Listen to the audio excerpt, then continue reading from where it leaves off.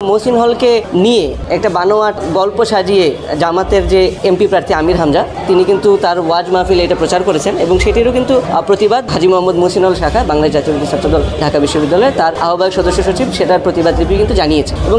সেখানে আমাদের বক্তব্য খুবই স্পষ্ট। ধর্মকে পুঁজি করে কোনো অপরাজনীতি কিন্তু বাংলাদেশ জাতীয়তাবাদী ছাত্রদলের কোনো নেতাকর্মী সহ্য করবে না, যেমন তেমনি ঢাকা বিশ্ববিদ্যালয়ের প্রত্যেক শিক্ষার্থী আমরা বিশ্বাস করি সেটাকে সহ্য করবে না। এবং আমির হামজার এই বক্তব্যকে কেন্দ্র করে বাংলাদেশ জাতীয়তাবাদী ছাত্রদলের যে নেতাকর্মীরা তারা যে প্রতিক্রিয়া জানানোর আগেই কিন্তু যে হলের যারা আবাসিক শিক্ষার্থী যারা দীর্ঘদিন ধরে হলে বসবাস করে আসছে এবং যে সাবেক শিক্ষার্থীরা তারা কিন্তু এইটার বিষয়ে একটা নেতিবাচক প্রতিক্রিয়া অনলাইনে এবং অফলাইনে জানিয়ে আসছিলেন, যেটারই ফলশ্রুতিতে কিন্তু বাংলাদেশ জাতীয়তাবাদী ছাত্রদলের যে হাজী মোহাম্মদ মহসিন হল শাখা তারা কিন্তু সেটার প্রতিবাদ লিপি জানিয়েছে। এই যে ডাকসু নির্বাচনটি শেষ হলো এরপর থেকেই আমরা কিন্তু দেখতে পাচ্ছি ছাত্র শিবিরের যে বিজয় সেটাকে ইসলামের বিজয় হিসেবে দেখানোর একটা মিথ্যা প্রচেষ্টা চালানো হচ্ছে এবং একই সাথে আরেকটি মিথ্যা প্রচেষ্টা চালানো হচ্ছে যে বিভিন্ন হল সংসদে স্বতন্ত্র প্রার্থীরা বিজয়ী হয়েছেন তাদেরকে শিবিরের প্রার্থী হিসেবে প্রচারণা করে একটা রাজনৈতিক ফায়দা লুটার একটা চেষ্টা কিন্তু করা হচ্ছে। সেটাকে আমরা নিন্দা জানাই।